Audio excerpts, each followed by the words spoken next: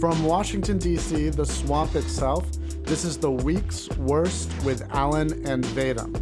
I'm Dr. Stephen J. Allen, Vice President and Chief Investigative Officer of the Capitol Research Center.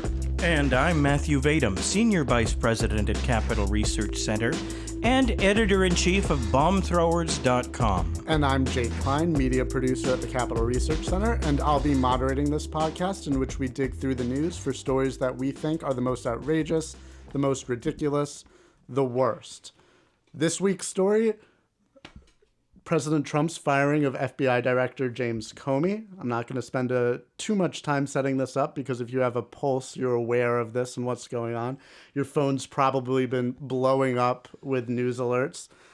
So let's just jump straight into this. We have a very selective audience here, I mean, because the fact is probably most people in the country don't know that much what we're talking about. And obviously the people who listen to our podcast. Comey? Would. Did you say Bill Comey or was it Jacob Comey? Wasn't he a comedian? I don't know. Yeah, anyway, go ahead. I don't know. Who is this person? So, first question. So the reason for firing Comey, the Deputy Attorney General Rod Rosenstein put out, is entirely Democratic talking points. It's focusing on the handling of the Hillary Clinton email investigation. Do you honestly think this is the reason Trump fired Comey? It's an awesome reason, and it's very clever because then it's harder to undermine Trump's argument.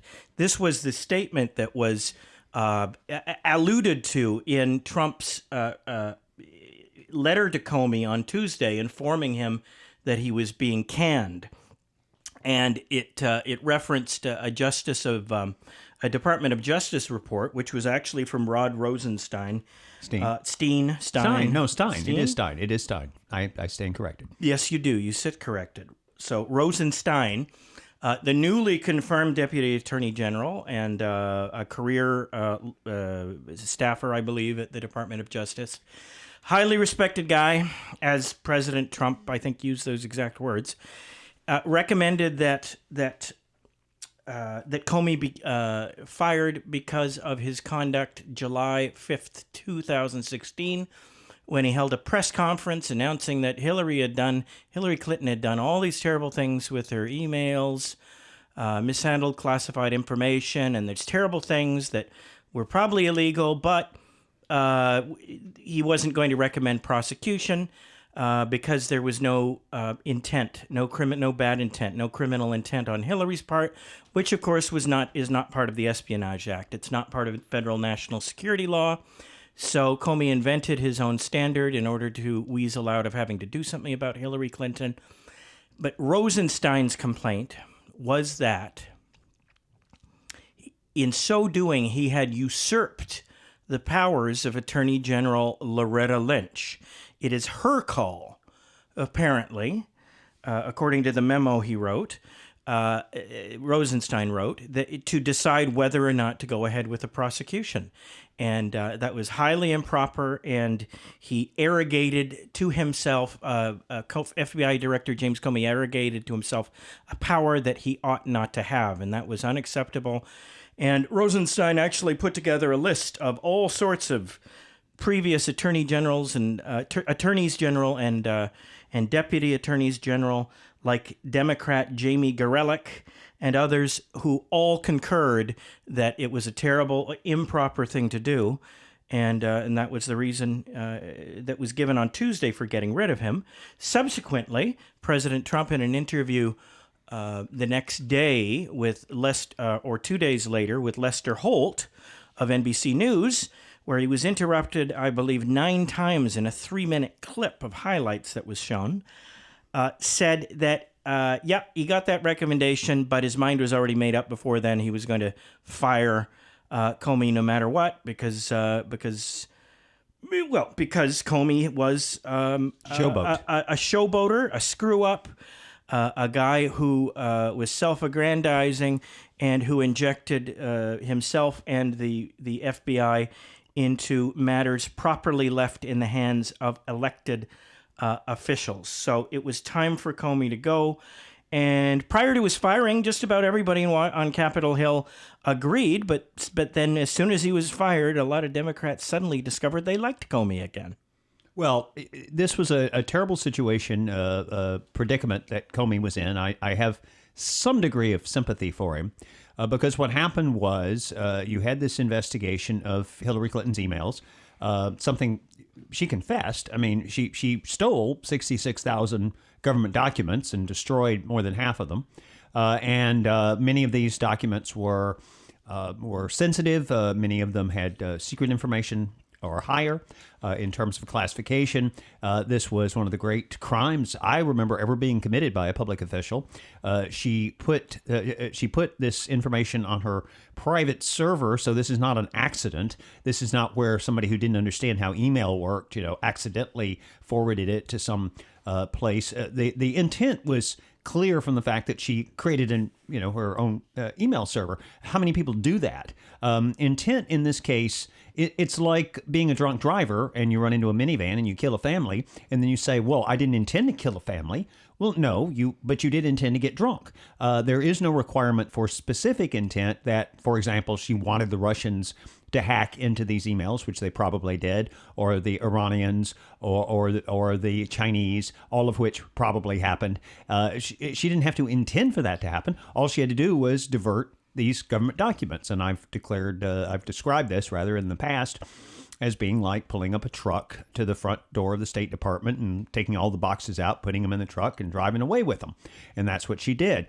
These were documents that were supposed to be kept in the government system so they could be available to other government officials, to Congress under proper situations, to the courts, to reporters filing FOIA requests or other citizens filing FOIA requests, to members of the Obama administration. So she stole all these things. Everybody knows it. Now, Comey then, quote, clears her. How did he get in this situation? Well, he got in the situation because Bill Clinton had a secret meeting, which was revealed by one reporter for a TV station who happened to find out about this and got a camera nearby and picked up on it.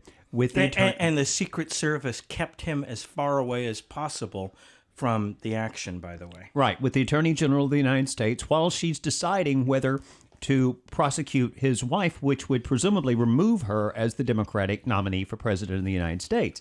And so you have the former president who is responsible for her career. He appointed her to her first big job, is meeting with her. And of course, then they came out with a hilarious story about they're talking about their grandchildren playing soccer or whatever it was. Who cares? Because it's absurd. And it would have been totally improper under any circumstances, even if they had been talking about their grandchildren playing soccer. And then then she recused herself, not from the investigation and not from the final decision, but she basically said, I'll take whatever recommendation the FBI makes.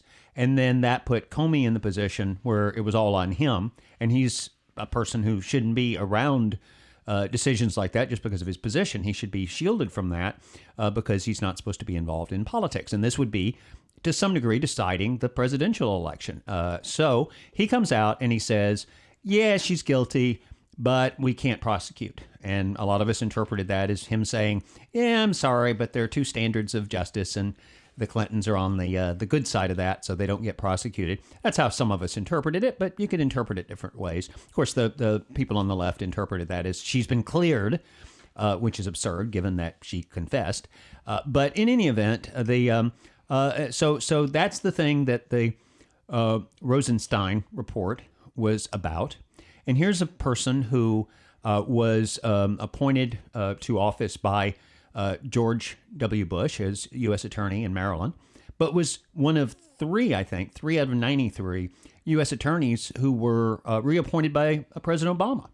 And obviously with the support of the two liberal Democratic senators from the state of Maryland, who later, when he was up for the current job, they appeared at his hearing and threw their support to him, as did Chuck Schumer said nice things about him. He was confirmed 94-0. And this is in the distant past of April 25th, 2017, that he was considered so moral, so ethical, such a high-quality individual that he was confirmed by the U.S. Senate to his position 94-0. Now he's part of this master conspiracy by the Trump administration to cover up Russia when Trump is a Russian spy. Oh, and the new person in the FBI who's risen up and is going to be overseeing this investigation, it's that guy McCabe. Remember him? He was the person whose wife received $700,000 for her state legislative campaign in Virginia, controlled by Terry McAuliffe. Terry McAuliffe being, among elected officials, the #1 lieutenant of Hillary Clinton. So this is a guy who's married to someone who got $700,000 from the Hillary people in her recent state Senate race. And if anything, it's the people on my side who should be concerned about it. But no, he's part of the great conspiracy as well, apparently.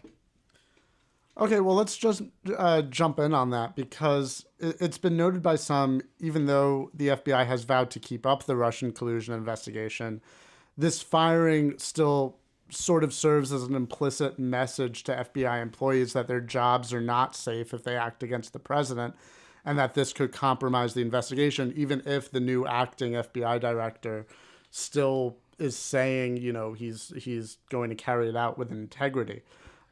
So how can we trust is it all that there will still be a fair 36,000 investigation? Is it all 36,000 folks at the FBI who are in on this thing, who are frightened by?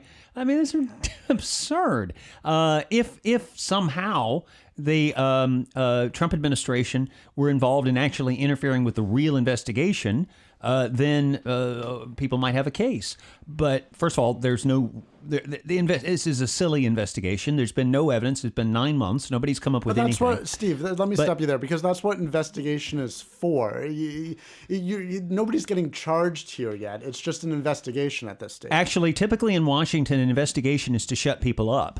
I can give you example after example, and I worked for organizations that were, quote, under investigation by the FBI or the IRS, and these were things ordered, for example, in the 1990s by the Clinton administration, and the FBI people or the IRS people, and I've had conversations with them over this, were told, oh, we don't want you to finish this investigation. And, keep going. And they kept going, and they kept going year after year. And sometimes the New York Times would call me and they'd say, well, isn't your senior citizens organization that you work with, aren't they under investigation by the IRS? And I would say, it's interesting that you should say that, because no one here has had any contact with the IRS in this regard in years, and yet the media keep reporting we're under investigation. Why? Because the whole point is to keep you under investigation so that you're always referred to that way in the media. And that's what this Russia thing is. Happened with me with regard to Newt Gingrich. I worked for an organization that was associated with Newt Gingrich, later worked for him in his campaign. And there was an IRS investigation of Newt Gingrich, and the IRS actually had a report which had to be leaked because they were under orders not to release it, that said that Newt was completely innocent in the matter they were investigating. But they hung it over his head because it discredited him. Mitt Romney actually used it in the campaign, even though Newt was completely exonerated. Why? Because there was all these news clips, all these news stories about Newt Gingrich under investigation, and people thought, well, there's smoke, there's fire. That's all this Russia thing is. The people who look at this know that there was a phony opposition research report that was dug up by people who were working for first Trump's Republican opponents and then the Democrats. This was used as the basis for an investigation where people were in the government were spying on the Trump campaign, and this is not a matter of controversy. We know that Susan Rice and others unmasked the identity of people who were picked up in so-called incidental surveillance, but of course, that's how you spy on people today. The government sucks up everything and then goes through and picks out what they need and throws the rest back. And the unmasking is when you're spying on people. And so we know that happened. And the justification was these phony opposition research reports. So where's the Russia connection? I mean, Carter Page, my goodness, guy who used to be the vice president of the Merrill Lynch's Moscow office. Oh my gosh, he had contacts with the Russians.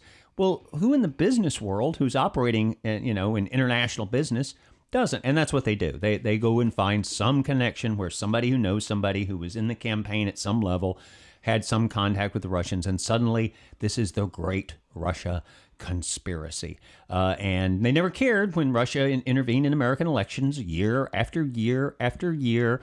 Was written about. When people like me wrote about it, we were considered right-wing lunatics for thinking that, oh gosh, who cares that the Russians are interfering in our elections?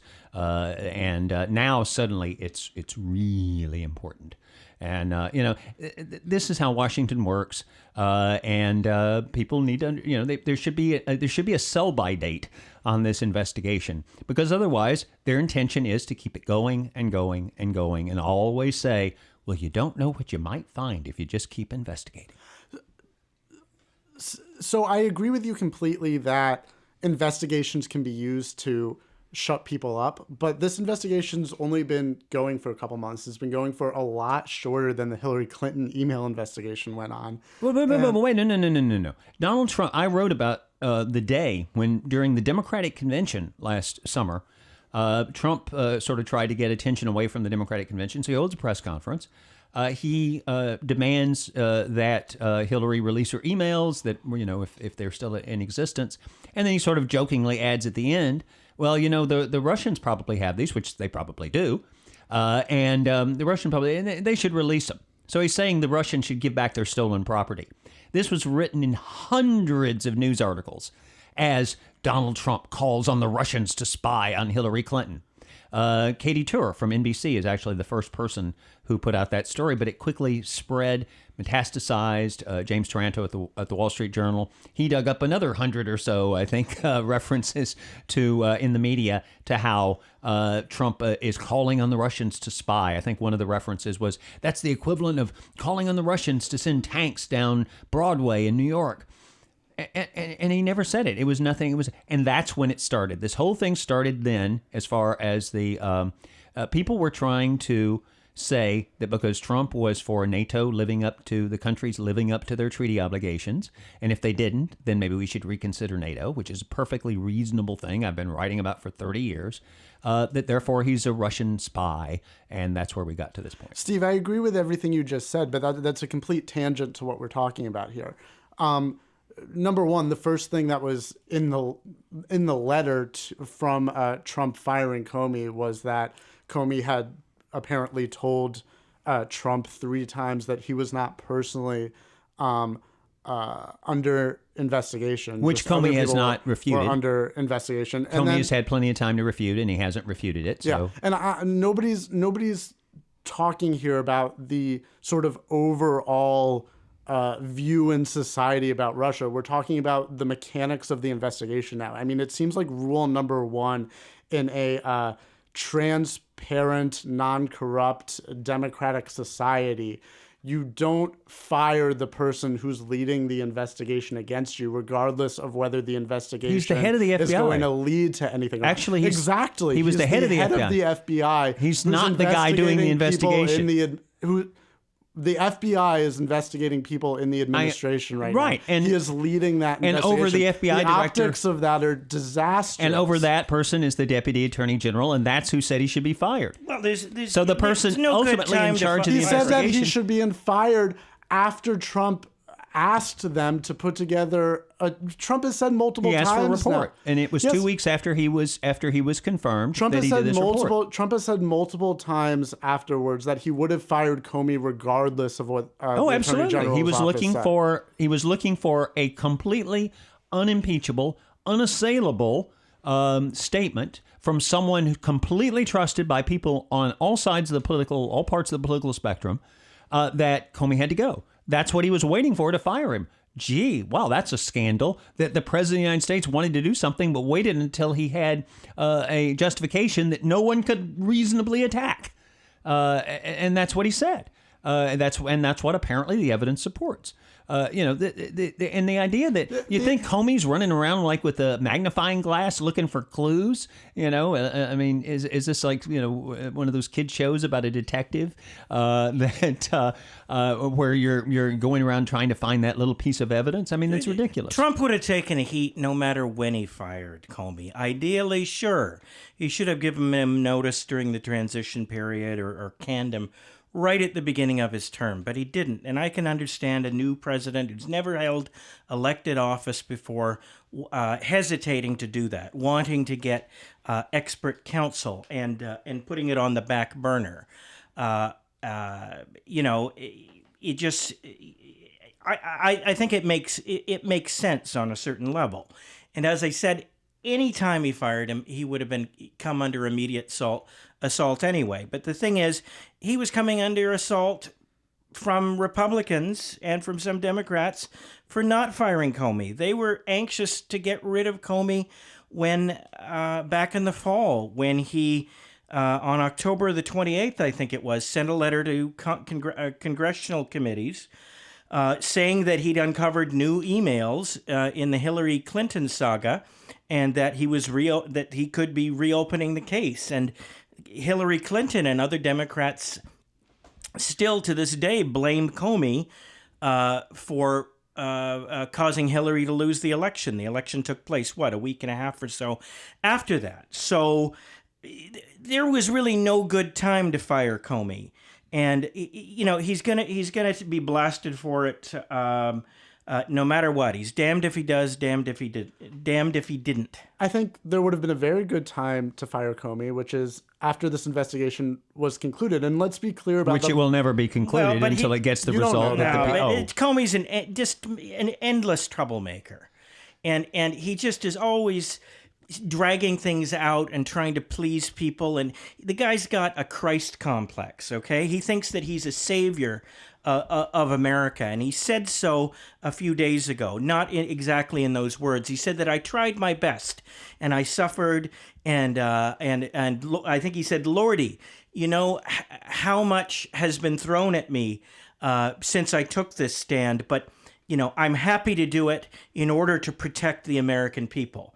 So this is a guy with a very strange set of priorities who really has no business running the FBI. He also terrified, this is something that I hadn't really thought about very much, on Tucker Carlson's show a few nights ago. He said this is some guy that lawmakers were terrified of, that Republicans and Democrats alike during commercial breaks on Tucker Carlson tonight would confide in Tucker Carlson that they refused to criticize Comey on air because he could hurt them.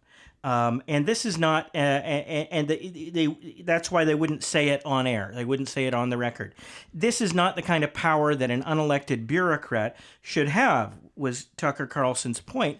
And I'm inclined to agree. This guy was a menace, and he was out of control, and he had to be fired. And it's a shame that Donald Trump took so long to do it.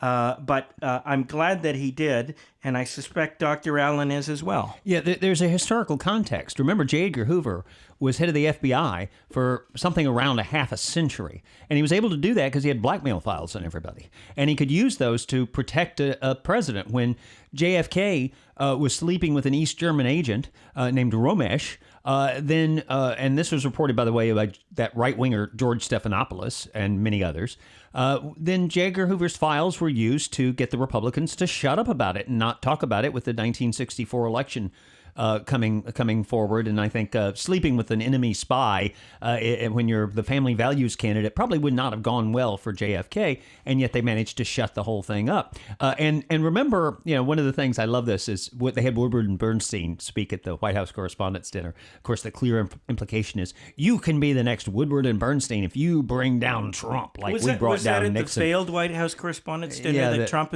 boycotted? Yeah, where Trump went out and spoke with regular people in Pennsylvania. But the interesting thing is, of course, one of the reasons we now know that they kept the identity of Deep Throat secret, the person who provided them with the inside information that they used to bring down Nixon, is that it was Mark Felt. It was W. Mark Felt, who was J. Edgar Hoover's assistant, the guy who had been written up in Time magazine when J. Edgar Hoover was still alive as the person most likely to inherit the blackmail files.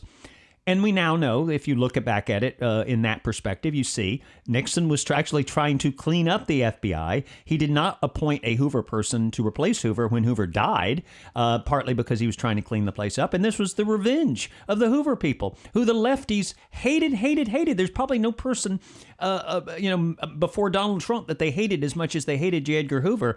But boy, they were sure happy to join with the Hoover people to bring down Nixon when it served their purpose. And that's what's happening now. Comey was hated by the left, by the Democrats. Harry Reid, the top elected Democrat in America at the time, called for him to resign. His behavior was described as appalling by Chuck Schumer, who's now the top elected Democrat in America. And 40, I think he had an approval rating among Democrats. It was like 13%, with 41% disapproving. So this is someone that the Democrats wanted to get rid of, but then Trump does it. But of course, it has to fit the conspiracy theory. So we immediately flip. And the best evidence of that I saw was on the Stephen Colbert show, where he comes out a few minutes after the firing of Comey when they were taping the show, and he announces that this has happened, and the audience cheers because, of course, they're all anti-Trump people. So they think this is great. And Stephen Colbert has to lecture them and explain that, no. Now we're against the firing of Comey. Now we're for Comey. Comey's a great guy now. Steve, that's not what the Democratic comms about Comey have been. This is not what they're not saying now. We think Comey is so great. We always thought Comey was so great.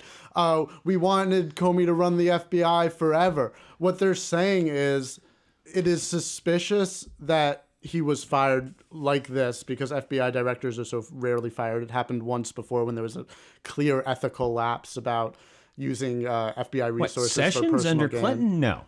Well, anyway, we can talk about that some other time. Yeah, but anyway, their comms is not "we loved Comey." It's this timing is suspicious given the Russian investigation. And by the way, there's a lot of bipartisan support for that. That's not just Democratic comms. We've seen a lot of Republicans come on board with that too, including Ben Sasse of Nebraska, who was I never believe. Trumper. Perhaps, but he's certainly a very hardcore, I think, agreeable to all of us conservative. Right. He's so conservative, never Trump. And then even There's people in nothing the wrong with House that. Freedom I'm just saying. Caucus, Representative Amash, who I guess was probably also a never Trumper. I'm not positive, but this is bipartisan. What we have right now. I couldn't care less whether two people on both sides of the establishment in Washington agree on something. That doesn't mean anything to me. Amash and Sasse are and not by the way, I do. establishment. Look. There is a baseless investigation going on. There's no reason to have this investigation that's been put forth publicly. There was a non-classified report that supposedly showed all this terrible stuff about the Russians. We've discussed it before. The Russians didn't do anything that they hadn't done in every election that countries all the time don't do. And then they're trying somehow to tie this to Trump based on collusion, when the main stories of collusion that we've heard have been completely discredited. Are they really saying that he did that thing in the hotel room with the prostitutes and got blackmailed, that he's a Russian spy? I mean, own up to your story. If that's what you believe, then come out and say it. Don't just sort of vaguely hint that there's something going on without saying what it is you're actually alleging. And when you look at what they're actually alleging, it's kind of nuts. I mean, this is like, look, we had the birther thing. And it was a very small number of people. I was editor of the Tea Party's magazine. I never had a serious discussion ever with anyone that the birther story was true. And in fact, it was only conservatives who bothered to look and see that Barack Obama was born in the United States, because the lefties, my theory, and I think it's reasonable, is they didn't want to find out that he wasn't. They didn't want to find out it was true, so they didn't bother to investigate. Imagine if the Republican Party's entire program in the first months of the Obama administration had been trying to uncover the birther scandal. That's where we are. And the question for me, I'm looking at this and going, can the Democratic Party, they've had, in 3 of the last 4 elections, they've had their worst elections in history. Can they survive this kind of thing? I agree with you that there has not been sufficient evidence for the Russian collusion allegations. I've been on this podcast multiple episodes agreeing with you, but I have to disagree when it comes to the idea of an investigation and, doing something that could be potentially damaging to fulfilling the completion of that investigation. Not to say it won't be continued under the new FBI direction, because obviously it will. But let's move on to other areas of this story. So it's being reported that Trump had asked Comey for his loyalty in a dinner meeting. And is that like how the Deputy Attorney General threatened to resign, which turned out to be a fake story? Or are they asking for more money for the investigation? Well, kind of like swearing personal loyalty to the Führer, isn't it? Okay, but our listeners might not have heard this whole report, so let me get the question out. Okay, speak about the ridiculous, discredited report. So it's being reported that Trump had asked Comey for his loyalty, and Comey would only offer his honesty. Isn't that what we want from an FBI director? That's what we want from that Christ-like guy. Yeah, mein Führer. Who suffered so much. Yes. Yeah. Look. It's just hard to believe, and there have already been stories from other sources within the White House, because the place leaks like a sieve saying that never happened. So it's hard to know, but it sounds like a pretty strange scenario, and it does sound like something cooked up to make Comey look good. Who knows for sure whether it happened, but or whether Trump said something like, "Are you going to give me your loyalty?" Meaning me in the office of President of the United States, which would have been perfectly proper. We don't know. I mean, sometimes people take something in a conversation and they interpret it the way they want to interpret it. So who knows? He could have just said, "Are you going to do a good job for me?"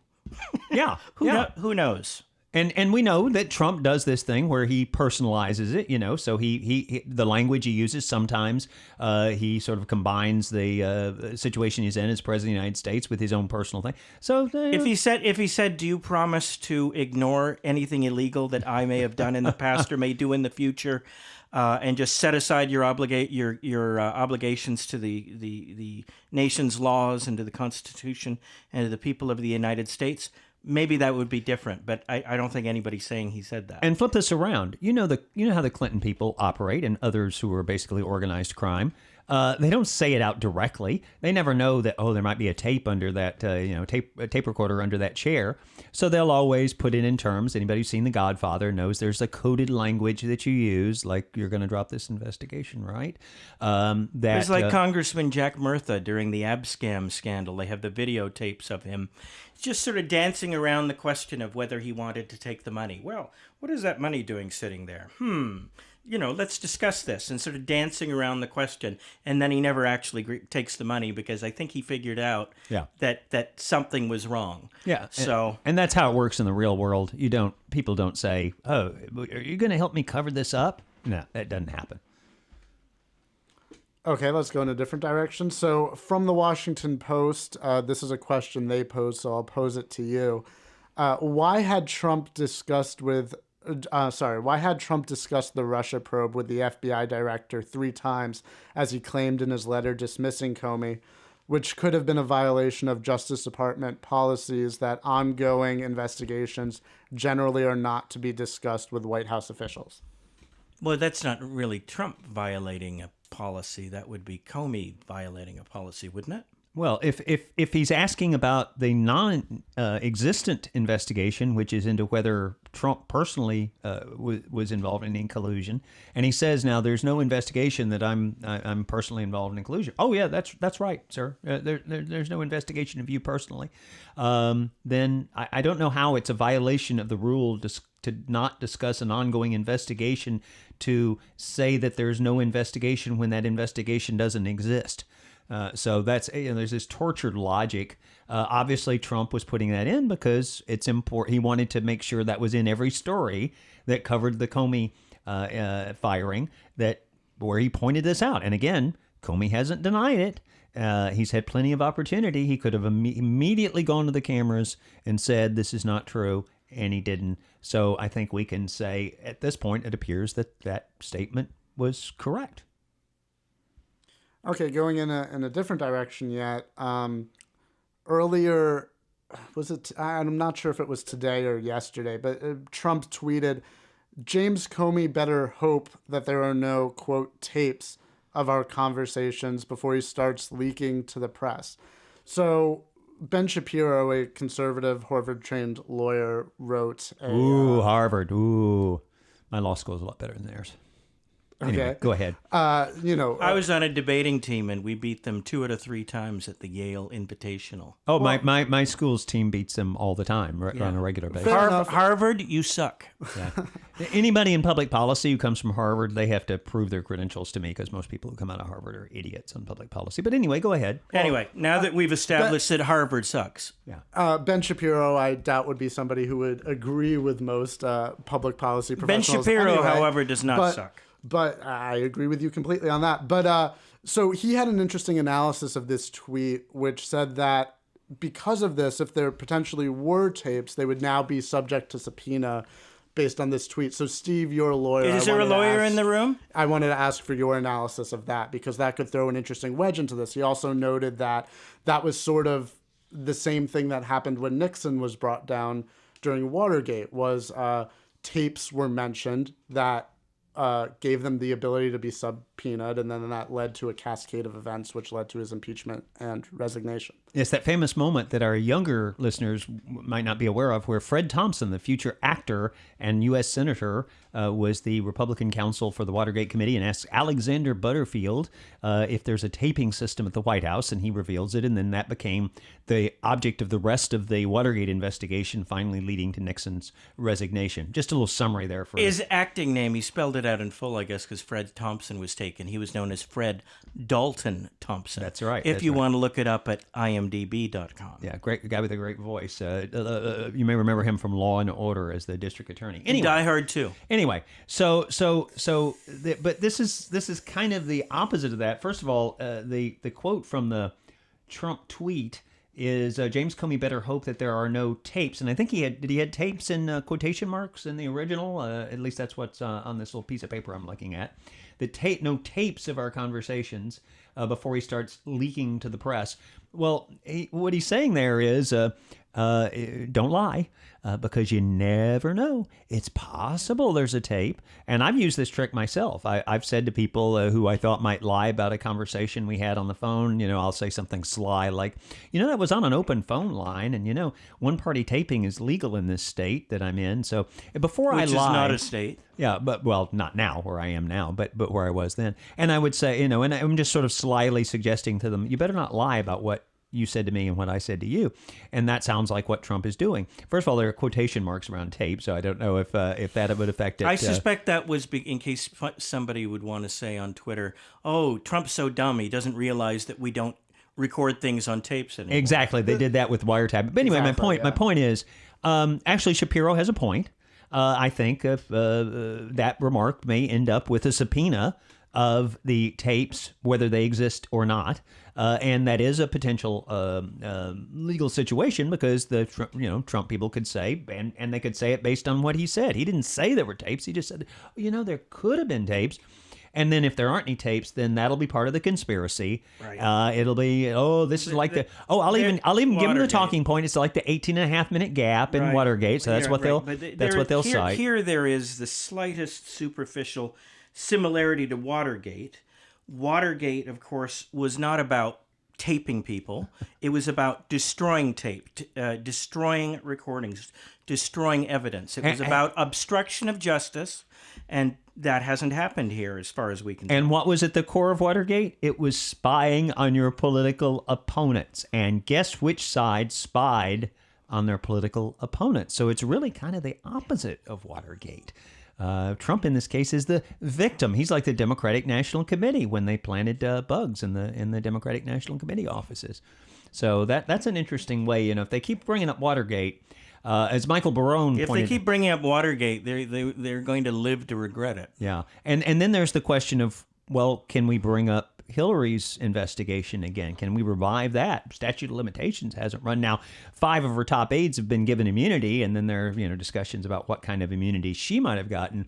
But there's still a possibility. And by the way, I'm not a lock her up person in this sense. I think it's important to lock her up if you need that to prove that there are not two systems of justice in this country. But I've said all along, if she's willing, anything she's willing to confess to, so we can make sure it never happens again, I'm willing to give her a pardon to have the president give her a pardon. Because I don't think it's a good idea necessarily to lock up the person who ran for president. And that is maybe a bad idea, but only if she comes clean.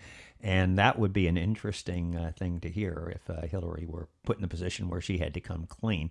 But anyway, the point is, this is, as Michael Barone pointed out, Watergate is as far in the past to people today as the stock market crash of 1929 was to the people when Watergate happened. So they're going to try to spin Watergate based on the idea that people have no idea what it was. I was there. I actually won an award for a report I did on Watergate. That's how old I am. I was a teenager, but I won an award. And they're gonna count on people not knowing what Watergate was about, and they're going to feed them a story and say this is like Watergate.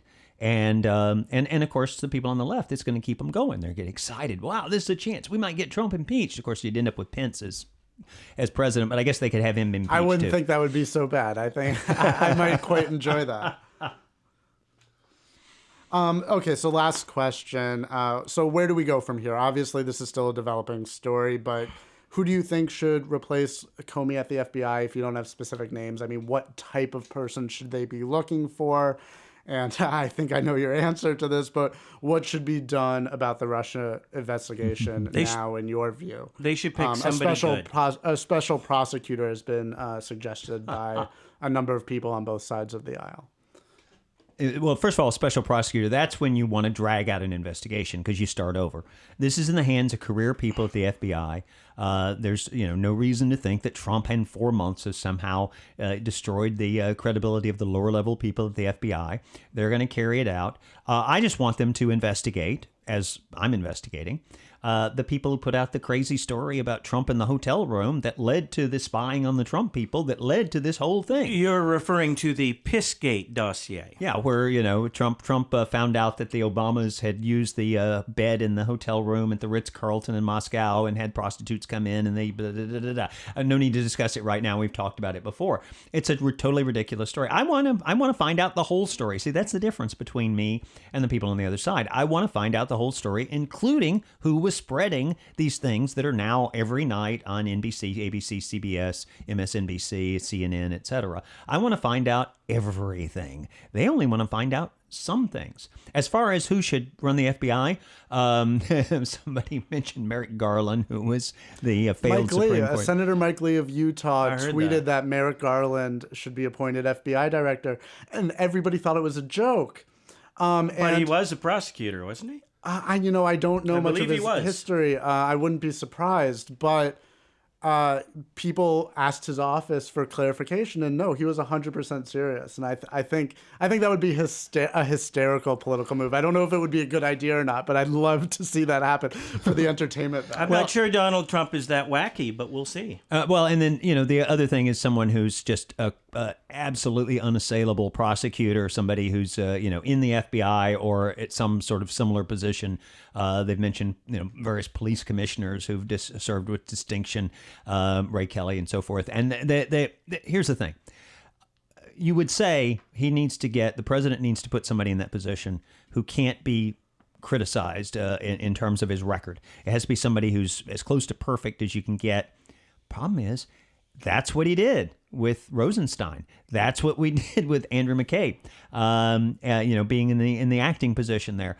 And that didn't stop him from the conspiracy theories. Once you're down that road and everything is a conspiracy and everything, even the lack of evidence is just proof of how good the conspiracy is, you're in trouble because nothing, as a country, we're in trouble when a major political party is basing their approach to this administration on that.